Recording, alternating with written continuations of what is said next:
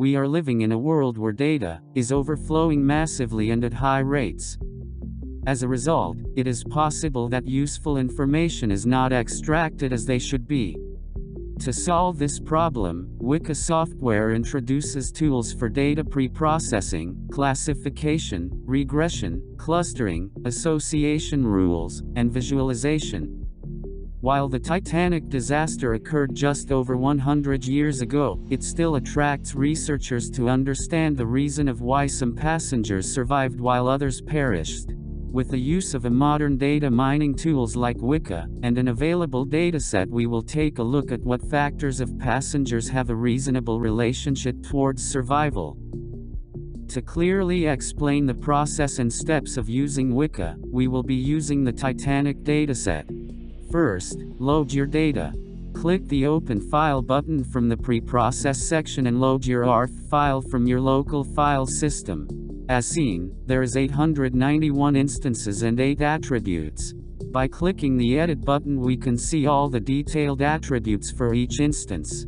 The data basically has 8 columns, which represent the shown attributes.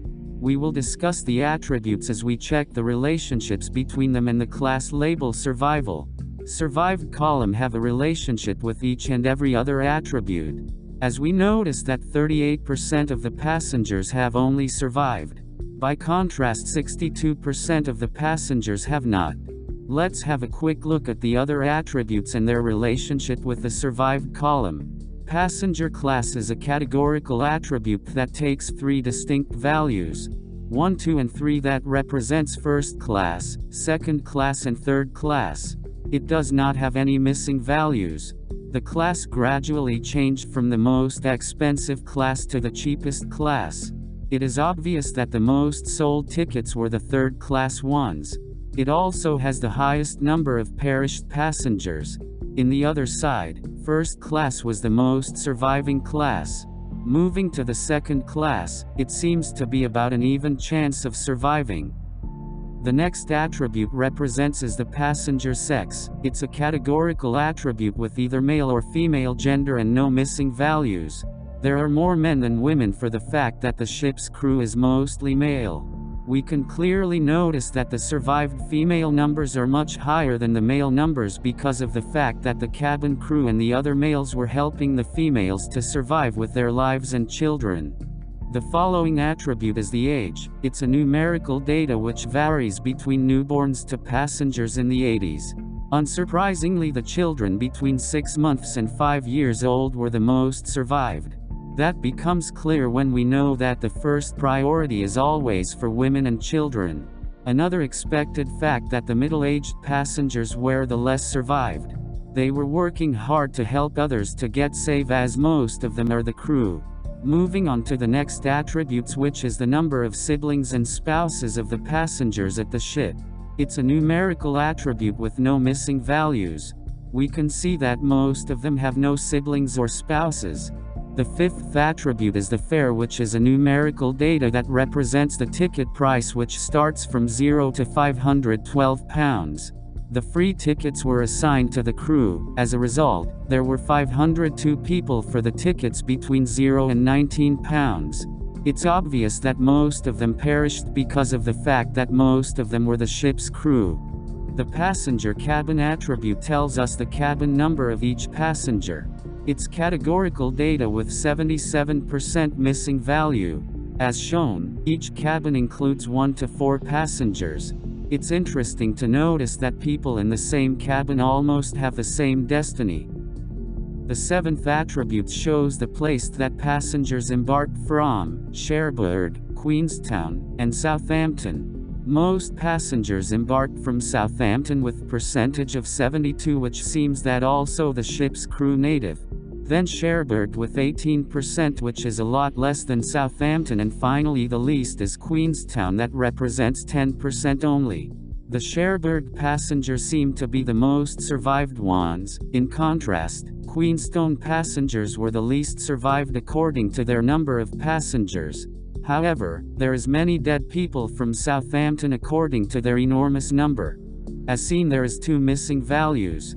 Keep on mind that the most popular value is Southampton. To replace the missing values, click the Choose button for the filter and select Replace Missing Values, under Unsupervised and Attribute. The next step is to click the Apply button to apply the filter to the dataset. Let's check the embarked attribute. Notice that the two missing values have been replaced with the popular value, which is Southampton. It is observed that the number of instances of the dataset is 891, and we would like to reduce the data size. Therefore, a sampling filter should be applied by going to Unsupervised Instance Filter and choose Resample. The filter should be edited by changing the sample size percentage from 100 to 80 for example, and then we click on the Apply button to make the changes. After applying the filter, it is observed that the number of instances has changed to 712. Now let's have a look of how the instances have changed. We click on Edit and check that the filter was applied correctly and the dataset has been successfully reduced from 891 to 712. We can observe the changes also in the attributes. For example, the attribute P class that consists of 3 classes. The first class had a count of 216 and it has changed now to 184. Then, the second class changed from 184 to 147. Moving to the third class, it had a count of 491 and after applying the filter it changed to 381. The last filter we will try is the Discretize filter. To do that, click the Choose button for the filter and select Discretize. It is under Unsupervised then Attribute. The first numerical data we have is the age attribute. As shown, it have now 17 bins that are not very clear to understand. We should choose the column number and the new number of bins needed, then click Apply. For example, here we choose to have 20 bins, which will describe the data set in detail and know exactly what is happening in the Titanic ship. As a result, there are now 20 clear columns and we can distinguish clearly that from every category of age there were both survived and not survived passengers, except passengers from age 64 to 76 that were all dead unfortunately. Hope this was helpful and thanks for watching.